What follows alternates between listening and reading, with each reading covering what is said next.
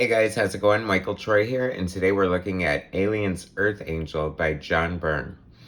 Alright, so this is from 1994, and it actually takes place, it never actually says in the book, but it's so the 50s. First of all, it's called Earth Angel, and there was a song from the Penguins called Earth Angel. You know the one, I'm not going to sing it. Okay, maybe just a little.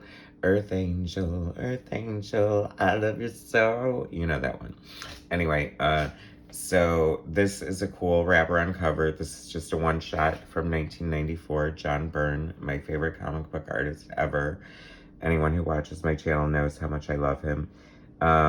It's funny because this came out in 1994 and the cover is signed 1992. So he was probably working on Next Men, I think, around the same time because he's with Dark Horse and he did Next Men with Dark Horse around this time, so I'm guessing he was doing side projects and things. So let's get right to it.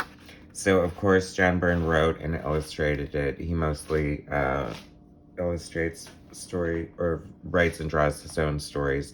Every once in a while, he'll be what he calls an art robot and just draw the story, but usually he's the writer.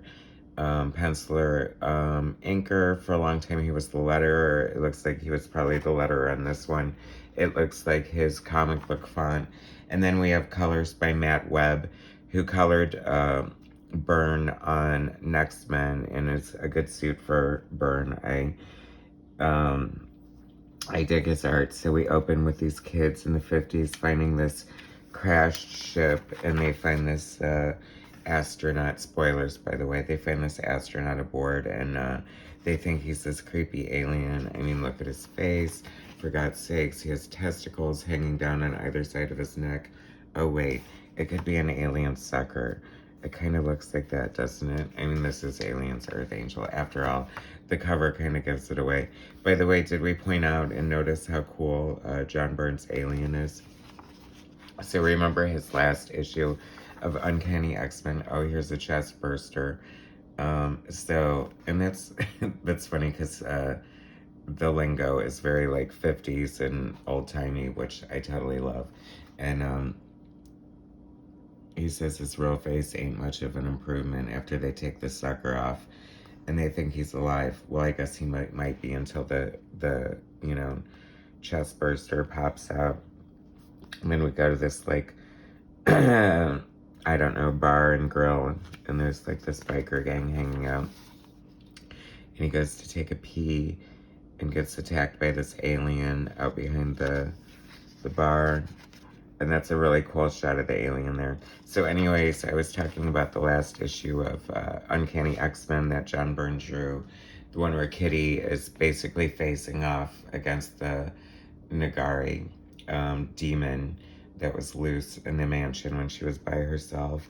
And of course she toasted it, and it was epic and it was awesome, and she cinched her status as a member of the X-Men, which is funny because then the story was kind of paralleled. Remember during Paul Smith's run, 168, Uncanny X-Men, Professor Xavier's a jerk, where she had to fight that those Sidrian aliens or whatever who were loose in the basement. And that was when Professor X threatened to throw her on the New Mutants. That's why she called him a jerk. And which is kind of rude after she's already proved herself. Very cool alien shot there. And anyway, she kicked the alien's butt and didn't have to join the New Mutants. So, and the rest they say is history. But anyway, it just was kind of reminding me of that because it was such a riff on Alien when Byrne and Claremont did it. And even Byrne refers to it as a ripoff, so I just thought that was kind of funny and interesting. So he got a chance to draw the real alien is the point I was eventually getting to. And I love it. This is so fun. I love when the characters cause, like, their own destruction. Like, he's lighting this cigarette, and of course it catches the car on fire. It's pretty explosive. I like the inventiveness of placing it in the 50s. I thought that was cool. Earth Angel came out in 1954, the song by the Penguins, so that's possibly the time frame around this title. And It's John Byrne inking himself. And, sometimes his art, especially around this Dark Horse period, could get a little, sketchy like that. But I like it. I think it's really working here with this alien story. And I think it's so cool. I would love to see him draw, like, aliens in space, because he draws space sci-fi so cool, like, with his story Critical Error and, you know, Star Trek and Star Lord and tons of other stuff. So, but this is some cool nightmarish, like, good use of blacks and silhouettes. The aliens are burning.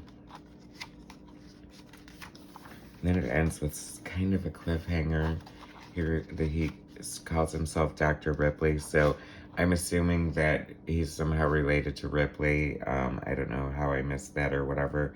He calls his daughter Allie, which is not Ellen Ripley. So I don't know if he's supposed to be her father or what. But it's still a cool, fun story. John Byrne, Aliens, Earth Angels. See, yeah, this is during the time he was doing the X-Men. For Legend, that was such a cool logo designed by Legend member Mike Mignola, who does Hellboy, of course.